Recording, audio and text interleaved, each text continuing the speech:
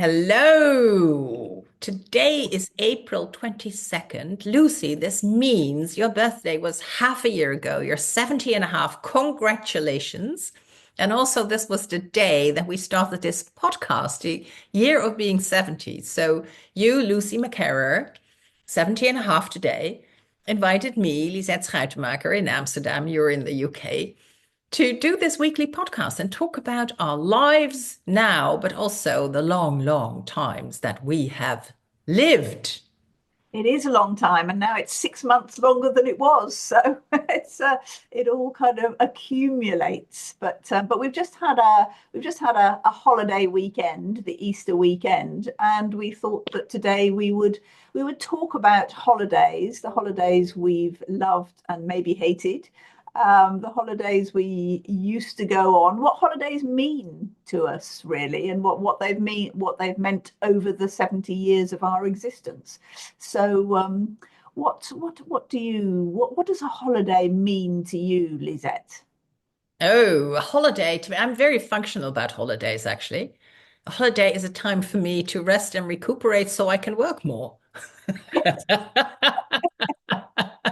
It's also sometimes to go places with friends or to go places with the two of us and see things that are interesting and that broaden my mind. What are they to you, Lucy? Well, I haven't actually been on holiday probably since COVID. I mean, I haven't been out of this country for probably that amount of time as well, even for work. And I feel quite lazy about holidays these days. I feel So that a holiday is work. a holiday is work and work is a holiday. I actually liked having time where I can do the, well, you might consider it work, but I mean, for instance, for me, writing fiction would be a holiday because I don't get enough time to do that because of the other sort of worky things I do the rest of the time. So I kind of took Friday and Saturday this weekend to concentrate on my novel, and that felt like a holiday to me. And I think the other thing that may be different for us is that I've seemed to have had a lifetime of taking family and children on holiday because when you've got kids, you have to entertain them, particularly in the holidays. And going on holiday is one of the things you do, and of course, it's educational for them. It's mind broadening, but it's also quite hard work, really. And you're making the holiday happen for them, and of course you enjoy it to some extent yourself, but I'm finally in the phase, I don't have an empty nest yet where I don't have to take a family on holiday, so I find it quite relaxing not to go on holiday. And that's, I don't know, I'm probably as usual kind of rather odd about that, but I don't look forward to thinking, oh, I've got a week off or 2 weeks off, I'm going to go away and get completely away. I just I quite like being at home just doing different things. I think it's very, very different for us as being like self-employed and self-starting workers, because it sounds to me like you don't kind of move physically, but you move in your mind when you take 2 days to write. Then you go to another place, but you sit behind your trusted laptop on your I mean, trusted chair in your trusted room. Yeah. you're absolutely right. I haven't been on holiday for a long time that I can think of where my laptop hasn't come with me. And my team tends to say that they don't notice when I'm on holiday because I Oh, you're can't still on help top of them. things. I keep on top of things, but Yeah. yeah, But I do like, I mean, I've only had a real job 4 years, which yeah. was a long time ago. And then I had my company. And while I had my company, I had it only for a year. So this must have been like 88. I decided to go away for a month to India.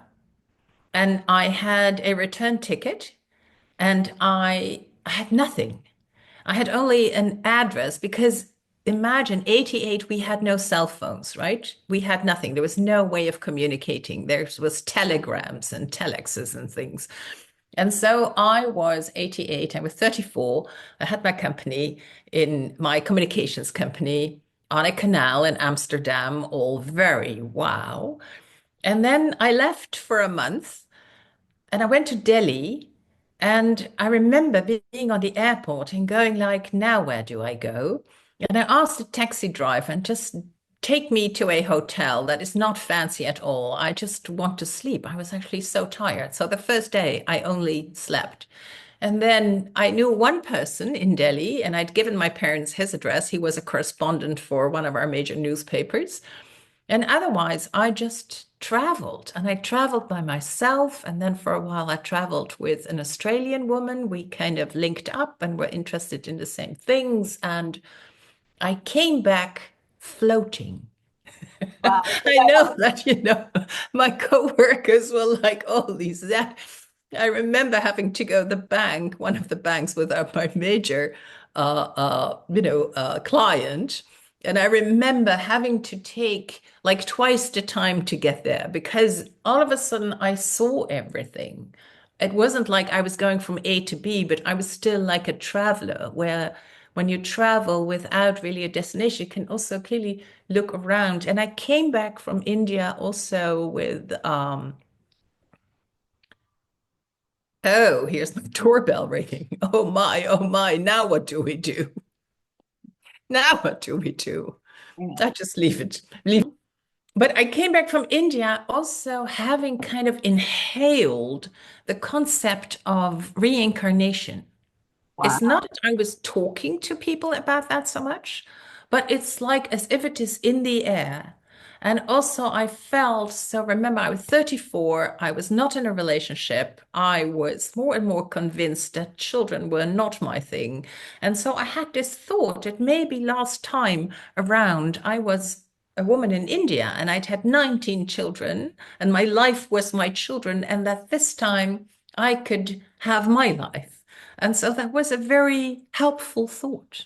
Yes. That God, was really maybe my best holiday. that sounds like some holiday. I was going to say, yes. So sort of all sorts of spiritual revelations and just a kind of free. I've never done that. I've never traveled on my own, and I've never traveled. Well, I mean, I've traveled on my own, but I've never been on a holiday on my own. And I've never traveled completely unplanned. That would be very, very hard for me to do. I like Really? yeah, I'm quite I like to know what's happening. I like to, it's partly because I'm usually in charge of other people as well. So I don't want to kind of, I don't want everything to kind of get chaotic and people to be unhappy or I love for things to become chaotic because in the chaos, something new can happen.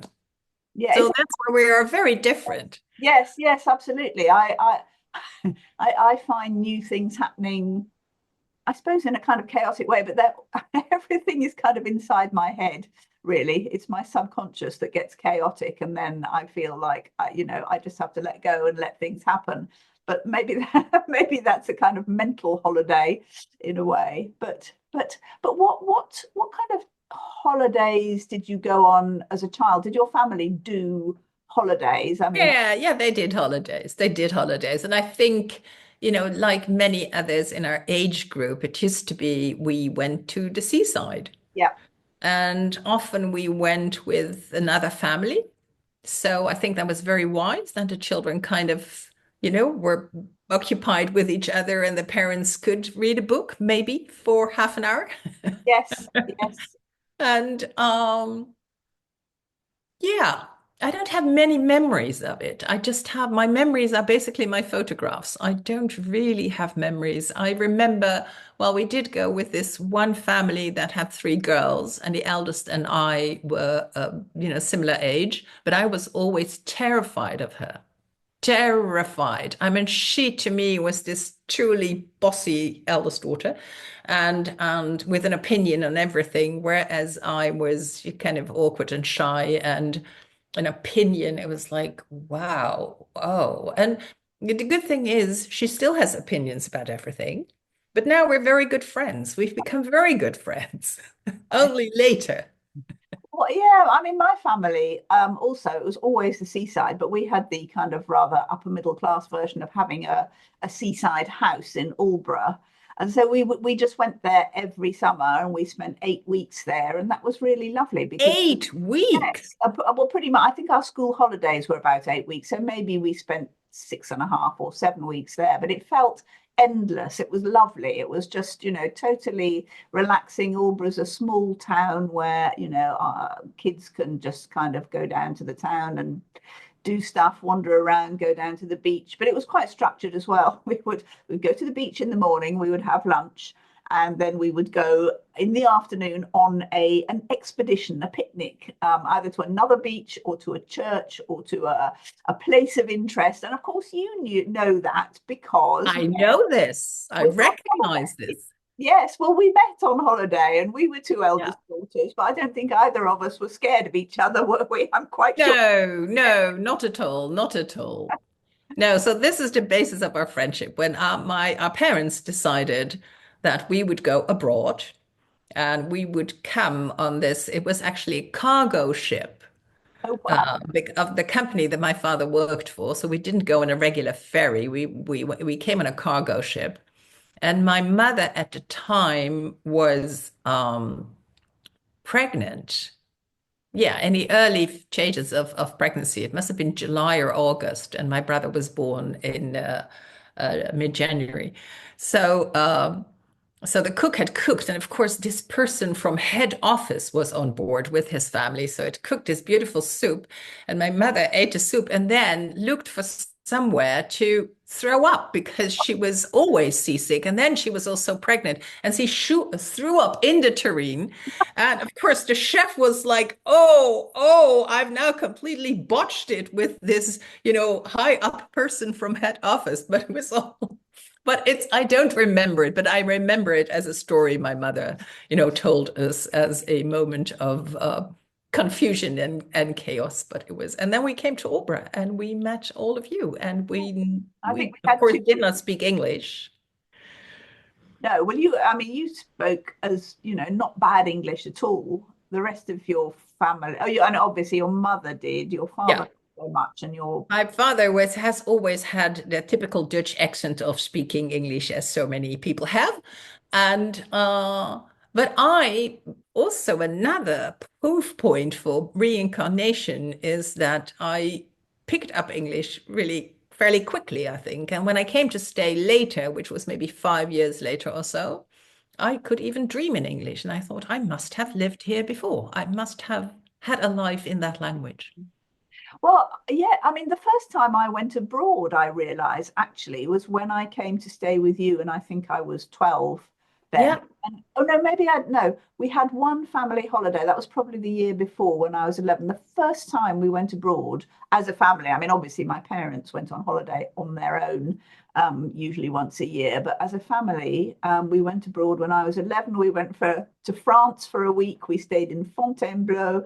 We we had a tiny little, I don't know what it was, Renault or Fiat or something, and we all piled in and did exactly what we did in Albury. Went off to see places and took picnics of baguettes and pate with us, and yeah, no, that It's was so interesting how planned your holidays were because I don't remember that at all, that it was planned. It was more like things happened and then we did things and maybe we took a tour or maybe if the weather was nice. So it wasn't as planned. So that was already instilled in you from a young Yes, age. yes. Well, I mean, you may not have, when you stayed with us in Albury, you may not have noticed that it was planned, but actually every day would have been very, very definitively planned. And we would have gone we would have gone in the afternoon to Yeah, we places did make trips. and, then come back and had tea and, all Yeah, the. So I remember all that.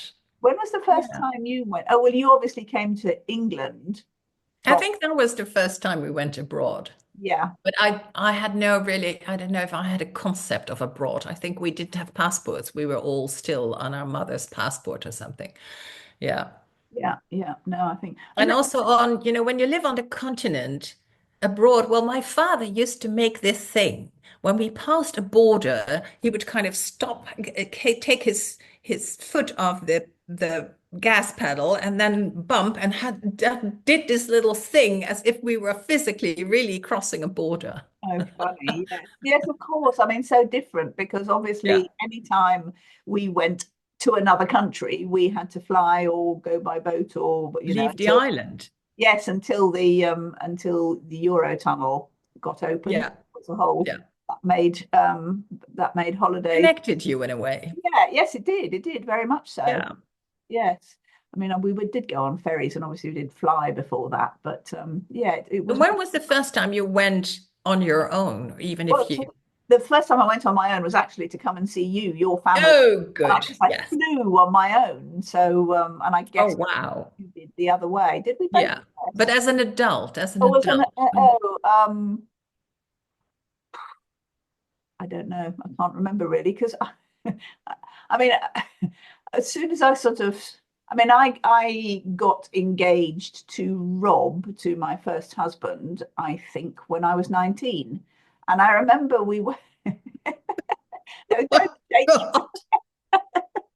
I remember that. I mean, we were students, obviously, and I we went on holiday to Paris for a weekend, and that was a big deal because we didn't have any money, and but we took with us bread and ham and butter, which melted in the bag.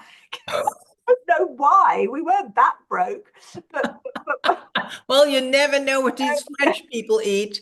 Baguette, they're famous for their bread, actually. I know it's completely ludicrous. I think we were just trying to, yeah, save money. But that's the first time I remember going on holiday without my parents. But yeah, I can't. Yes, I think so. But it's really difficult to think back of how far away everything was. Yeah, When you have no internet, when you just have, kind of guides. It was so, so, so different. yes, Yeah. yes, it really was. No, I've just remembered that I also got sent on holiday to France when I was about 16, I think, and to learn French. And we were sent to with a couple of friends. We went to Nice, and we stayed in a convent, and we went to Nice University to have French courses, and they were all in French, and we didn't real our French was really not very good, so we just stopped going to that and just went to the beach after a bit and found French boyfriends, and that was Yeah. first kind of yes, kind of a semi-adult holiday. But then, of course, I went to Australia with Rob, and that, as you say, was about as far away as you could get, and there was no Yeah. internet and no other means of communication than the occasional phone call and lots of letters. But then, of course, we would come back on holiday to home, Oh, and I yeah. call in on other places. I mean, I went to Japan and Russia and other places from there. But we were always desperate to get home. So then our holidays became England more than anything else. But what were you doing holiday wise in your 20s? I remember the first time when I was a student, I had this little Renault 5, no, Renault 6, what was it? It was a little tin with a motor. And a friend of mine also had one. And with six of us, we went to France to see the castles along the Loire. Well, I was very learned. And it was a time when, many restaurants in France, I mean, they did have a toilet, but it was like a hole and you had to kneel down and kind of, we were like, "Ooh." So yeah, but that was great. And then my parents wanted us, I think maybe you can confirm this. I think parents have their favorite people in the world are their children. Yeah, And so my parents then thought up these amazing holidays, like a safari in Kenya, or let's go to Brazil, or let's go. And so, you couldn't refuse a holiday like that. So it was very clever of them. yes, how lovely. And And huh? did you enjoy those holidays? Did you get on as a family? Was it fun times or was it a bit of a chore? No, no, I think it was fun times and it was also stressful. There was always some stress here or there, but yes, the things you navigate as a family. And yeah, no, it was also really, the first time in Kenya, the first time in Africa where, the world is so different from here. And and then to go on a safari and meet Maasai people and see, at first you don't know where to look. And then they say, hey, there's a giraffe. And you kind of, but you have to look really high up because that little head, you don't really see the body sometimes when they're eating foliage from the trees. And so, yeah, I think my parents have really, broadened my worldview and also made me aware of very, very different circumstances that people live in. And I'm really grateful for that. Yes, yes. Well, one of the holidays that I went on was organized by my mother for the specific reason of expanding my worldview. But I went to help on because she was the chair of the charity Bernardo's childcare charity, basically. And one of the things they did was take deprived children, as they called them then, on holiday. And I was recruited to go along and help. So I went to stay for a week. Actually, it was in an approved school, which is like a borstal. And but that was where it was, you could take the children. And it was in the middle of it was in the middle of nowhere in the country. And the children, I think, came from Birmingham. And they had never been to the country before, and they were kind of from age maybe 12 down to 5. And it They had was never left the city. never left the city, very, very, very impoverished backgrounds. And they just were kind of amazed by everything. And it was, and I remember that to a little brother and sister, they did not know how to play.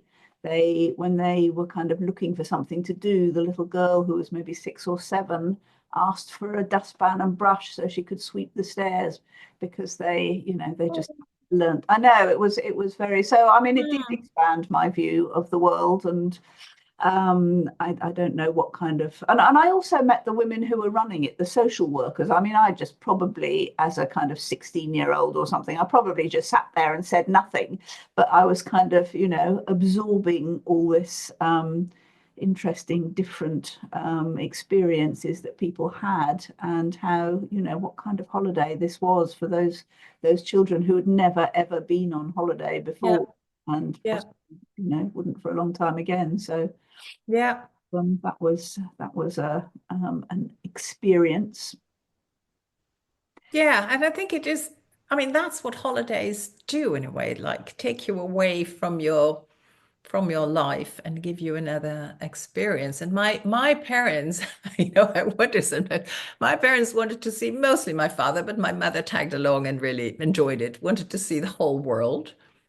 And as they grew older, their destinations became more exotic because they'd already seen lots of places. And so then we traveled with them also. But I remember saying to friends, my parents have no clue how old they are. And now I wonder, at being 70 and a half myself, did I start to say that when they were in their 70s? Yeah, Because I saw them traipse all over the place. Yeah, yeah. yeah. I mean, I think I went on the most number of holidays we had when my boys were small, and we did some quite sort of exotic traveling then. I mean, I think one of the most exotic places we went to Jamaica, but we stayed in Ian Fleming's house, Goldeneye. Yes, I've seen it. I was there for a magazine. Oh, right. Well, we stayed there because somebody we Wow. were working with at the time, I mean, it was no longer in the Fleming family. It was owned by Chris Blackwell of Island Records, who was a Jamaican himself, a white Jamaican who started the record company for.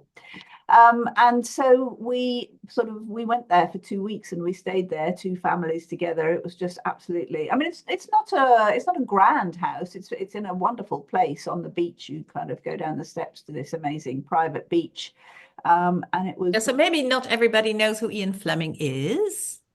maybe not. He is the author of the James Bond books. Yes. So yes, no, that's The true. inventor of 007. Inventor of 007. Yes, yes, exactly.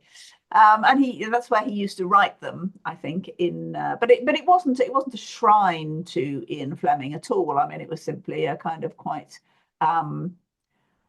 yeah, well, it was very nice, but it wasn't grand. And there were two very nice, a housekeeper and cook, and sort of groundsman who were married and lived in, so they looked after us. That was very nice. And we went off to different places. We kind of hired a Yeah. bus and things, and that was lovely. That was a very So that was with the boys. that was with the boys. They were, I don't know. And was that from Australia? No, no, we were back in England by then. Oh, back in England. Yeah, Okay. yeah. So, Yeah. so it was with them and then another family who had two children as well. So yes, I mean what you say is absolutely right. When you're holidaying with children, it is ideal to go with another family so that the children entertain themselves for at least some of the time. Yeah. But that was also the sort of period, I suppose that was the 80s and 90s. That was also the period where package holidays, cheap travel, cheap airlines kind of were becoming much more prevalent. And going on holiday was a thing much more than it used to be, I think. Was that the Mm. same in the Netherlands? Was there a sort of I don't really know. I haven't kept track of those things. And also because I had no children, I was never bound to those holiday times. no, no, And of course, because I am a person of privilege and my family is a person now, persons of privilege, I don't think, we went on these package tours, but no, certainly, I'm I mean, sure you didn't. flying became cheaper. It was not, it became easier like it is now.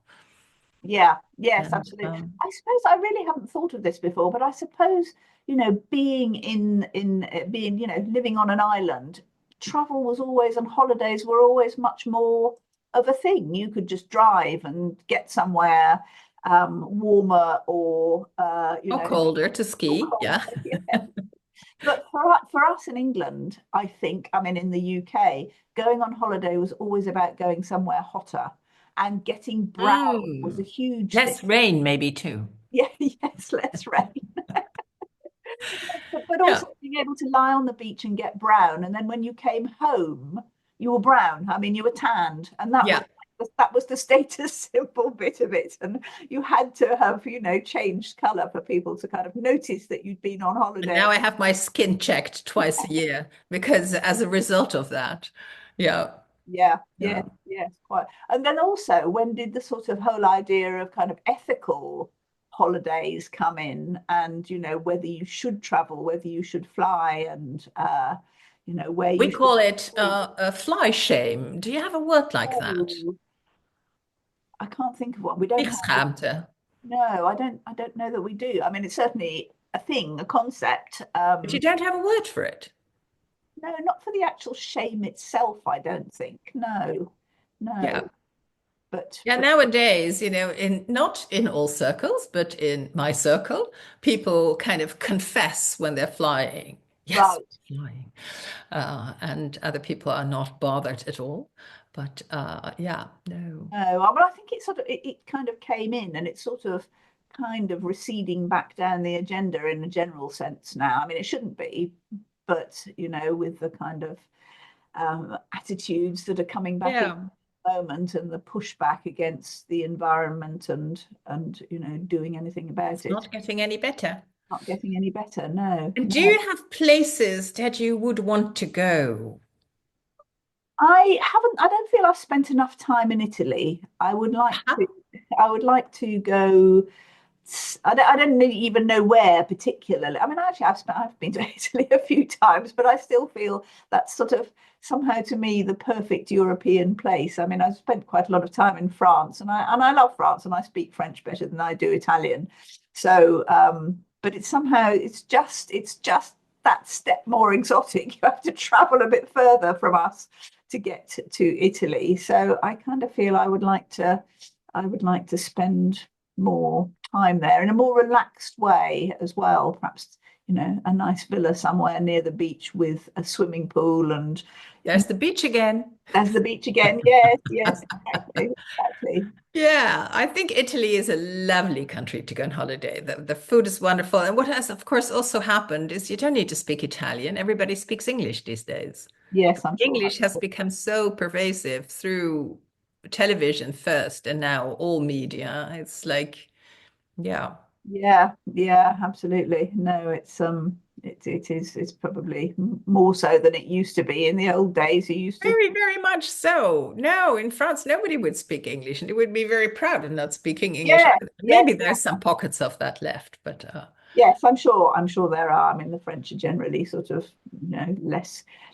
Well, that's probably a stereotype, but less friendly to perhaps tourists and perhaps particularly I'm English. sometimes less friendly to tourists. In Amsterdam, we're totally inundated. Of course, And when people jump in front of my bike, I speak English because I assume that they're not from here. they're They're from idiots. somewhere else and they're not used to, you know, people on their bikes zooming through traffic and they find it quaint and then take pictures of us. And but Yes. it's very strange to have become such a tourist destination. Is it a lot worse than it used to be? I mean, have you? Well, worse, I go like I go to Venice, so then I am that person, Yeah, so we're all it.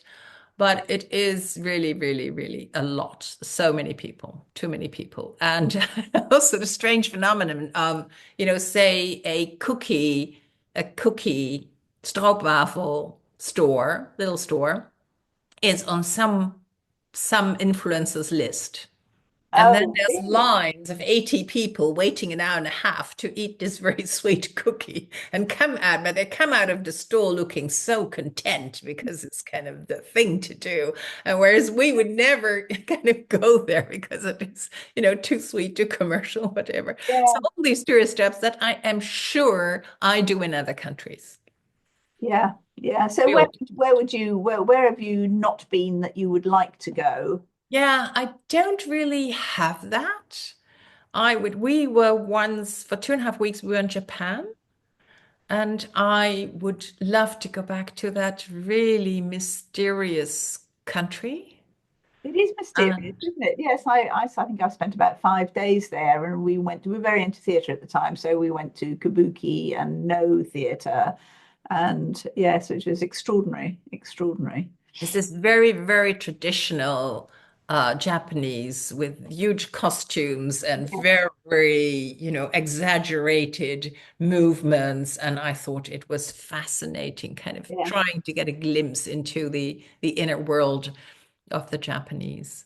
yes, Yeah. indeed, and yes, and the food. I mean, it's of Yeah. course, Japanese restaurants everywhere now, but at the time when I went, the food it all seemed quite exotic as well and different. Yeah. Yes, I've never been to China. Have you been to China? I have been to China because my parents went to China. And then, but they were actually a bit old for the trip they were taking through the Tibetan part, the Chinese, Tibetan part. So we joined them and we've been I remember coming in Beijing, arriving in Beijing and arriving at the hotel, which was a luxury hotel with a Chanel shop here and a Versace shop there in the hotel. And I was like, whoa, I'm in exactly the same place. Not where I left because we don't have that kind of luxury here in the Netherlands, but more like, oh, this looks like America. And then Yeah. we walked around. It wasn't very far from, the big red square where Mr. Mao is on display a few hours a day and then he's back to being frozen. And so there was a huge line and we stood in line there, but with many of the Chinese, this was 2007. It was the year before my father passed. I remember in the bus to the airport when we left, he's saying, "Oh, this will have been my last time in China." And yeah. Anyway, but still in 2008, some people were in these traditional kind of Mao suits, Oh, yes. and they would buy flowers from a flower stall and then have them, and then lay them before Mao, and you were kind of whisked on. You had to move pretty quickly. And then the men from the flower stall came and took all the flowers and put them on the stall again and rolled them out. And then people bought them again and put them there again. It was like a circular economy thing. That's funny.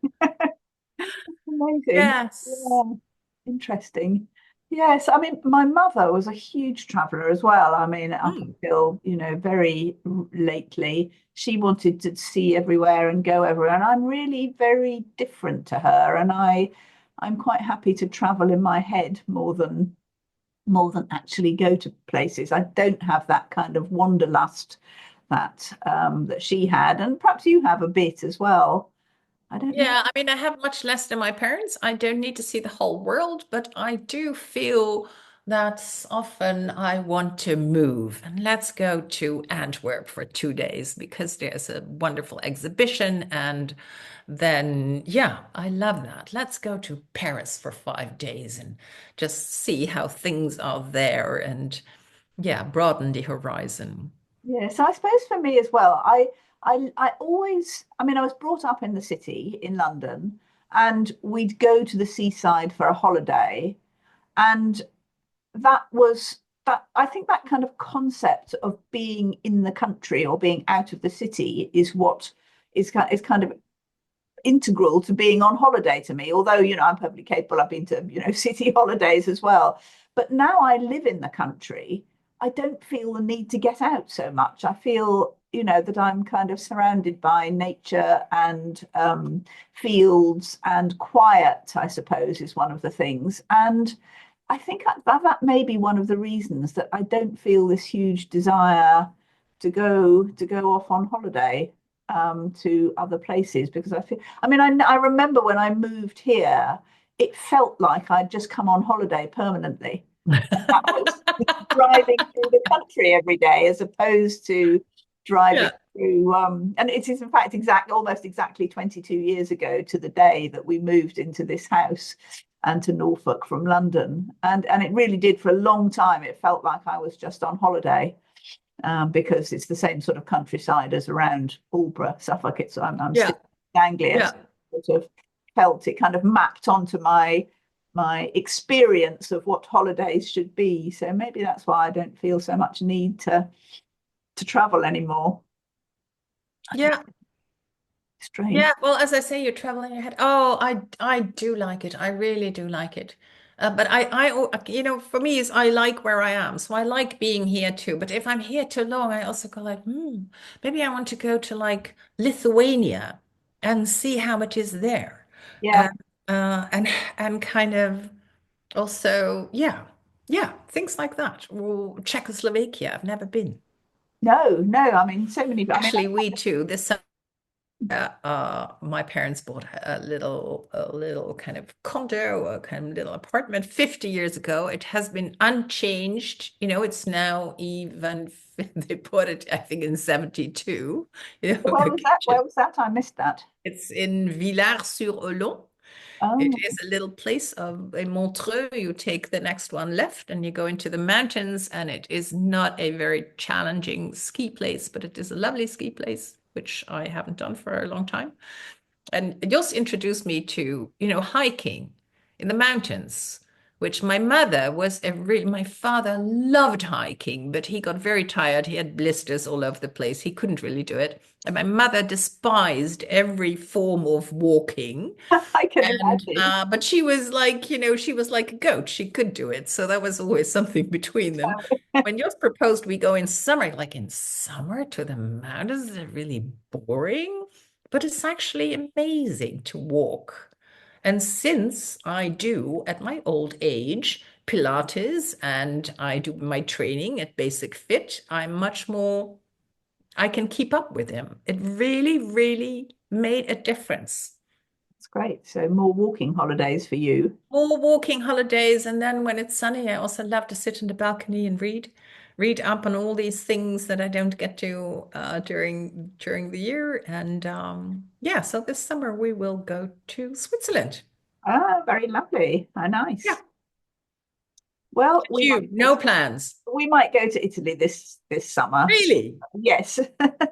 Great. But yes, it will be. Yes, I think that will be nice. So yes, that's a sort of a plan. It's not a very fixed plan, and it may just drift away as, as Well, we can keep you to it. yes, yes. Perhaps you should do that. Yeah, no, because sometimes I go like, oh wow, but when I'm there, it's like wow, and the tomatoes in Italy, Oh yes, yes. so to die for. I The should hold those in mind and think I must go and eat Italian tomatoes. You say And tomatoes, even in the I'll say tomatoes. smallest places, they can make a pizza like Yeah, yeah. something you've never tasted. Think It's about pizzas and tomatoes, and then I'll go and book the holiday. yay. Yeah. Okay. Oh, That's I always find it a little bit of a holiday talking to you every week as well. I like our hour talking. wow. It's a A little tour holiday. around the world.